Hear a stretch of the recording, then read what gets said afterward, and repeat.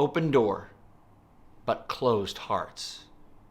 Isn't it incredible how sometimes God provides an open door, and yet we who are on God's side choose to close our hearts? I'm Pastor John from Living Stones and Sunland, Tujunga Seventh-day Adventist Churches, and it is time for the call to prayer. So now here we are in Acts again, and it's wonderful to have you here, and it's wonderful to be with you on this Tuesday evening.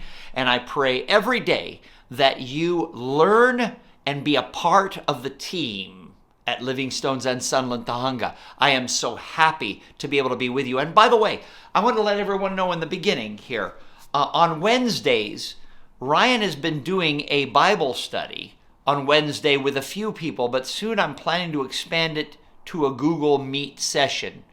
We have here Faith in Jesus.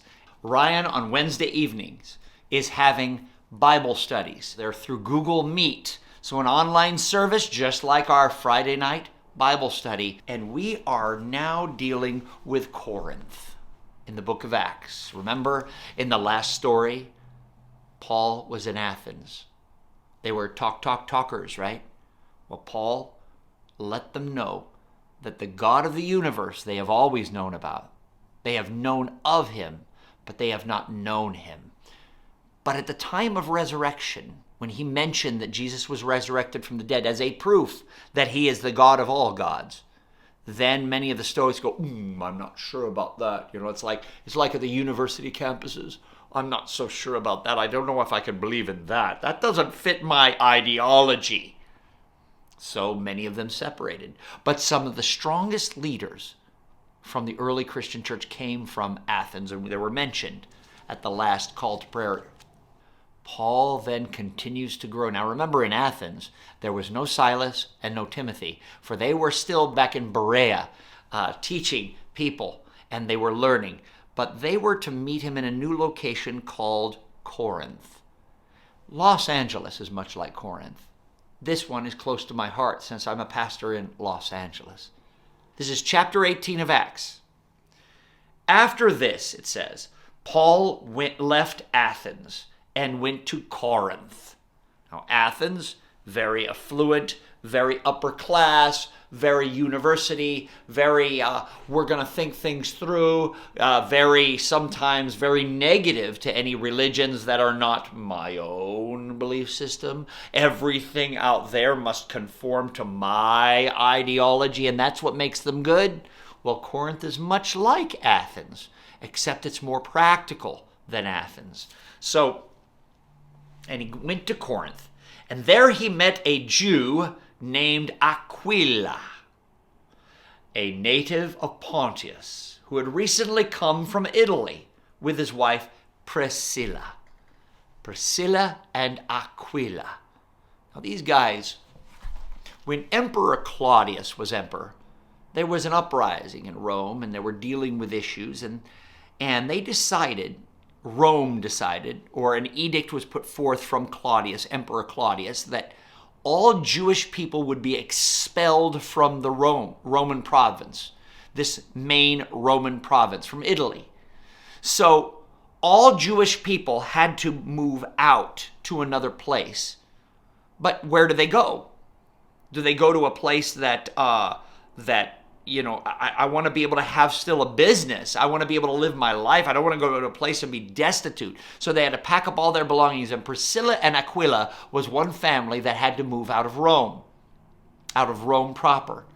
And so as they went out, they went to a place called Corinth, which was a thoroughfare, a place of lots of immigration, a location where all these different ideas come together and people have to work together. But many times they don't want to work together, as it is. And many times Los Angeles, we have different areas. I know we put on a big face that we all love each other and all work together, but Los Angeles is a very galvanized little communities. It's not like New York. When I was growing up, we literally were thrown all together. But in Los Angeles, you have an area where you have one kind of a group, and you have all these different towns of places. You'll have Chinatown, but it actually is a Chinatown. It's literally location where many Chinese are and not many other. But they have to deal with everybody else around. And so you could have these little groups of people. And in Corinth, you could have the Jewish community where only Jews are in this area. They could hang out together. They didn't have to mix together like in Rome. In Corinth, they kind of had their little galvanized groups. And we'll see the good thing, but also the dysfunction that comes from that. For everything has its good qualities and its negative qualities. And so we continue on here.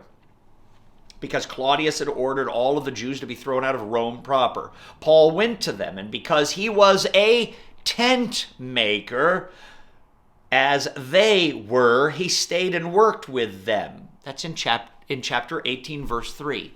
Now, I would like to put to you that it wasn't a tent maker. We oftentimes think of tent maker like making tents to be able to live in. I would put to you that it was a talit maker, because the word talit is also in Greek the same one as tent, schemos. We see this in the Old Testament. The sanctuary was a what? Tent. It had the talit over the top of it. That talit lets everyone know what they're worshiping. Well, Paul made talits. I'll get a talit. Here, I just went to go get my talit. Sorry for that wait, but here we are. The talit. We all know the talit, the Jewish talit that is put on here like this. See this? And it has the tassels, the Hebrew tassels. This is what Paul made, as well as Priscilla and Aquila. They were Jewish. They were expelled from Rome. They couldn't hide they were Jewish. After all, they made talits. See, that's why I know Paul making tents was helpful. And sometimes we think making tents is really what Paul did. But Paul was a Jew of Jews, a Hebrew of Hebrews. He made this kind of a schemos. So let's continue on. They were makers and they were expelled from Rome, and he stayed with them. And then he went to the synagogue and worked with them. Every Sabbath he reasoned in the synagogue, trying to persuade the Jews and Greeks. So in other words, he's trying to tell them about Jesus. But Corinth is a galvanized community, a little community that sees itself as important and maybe more important than everybody else based on their own identity. Not based on the Word of God, but based on themselves and how they're connected with the Word of God. Kind of like a second-gen Seventh-day Adventist. I'm a second-gen, third. Actually, I'm about a fourth or fifth-gen, but the second-geners, meaning not the original generation that was converted, that began to believe in the message of Jesus, separate from the world, coming in. Second gen is the one born into it. Sometimes that is a trouble, because when we're born into Seventh-day Adventist, it can be very powerful and good. Positives, everything has a positive and negative, right? It can be very good, but sometimes we use our identity as based in our people and our religious system rather than this one. Does that make sense? So we ourselves find our purpose in who we call ourselves rather than in Jesus. That's when you have the Seventh-day Adventist. That is like the Seventh-day Adventist in name only, right? They have jobs for the Adventist church. They work with a bunch of Adventists, but don't know Jesus. Unfortunately, we find this. We found it in Corinth. And they began to fight Paul tooth and claw, the Jewish people. When Silas and Timothy came from Macedonia, Paul devoted himself absolutely to preaching, testifying to the Jews that Jesus was the Messiah. But they were openly opposed to Paul. They became abusive. And he shook his clothes in protest and said to them, "Your blood be on your own heads. I am innocent from it now. Now I will go to the Gentiles."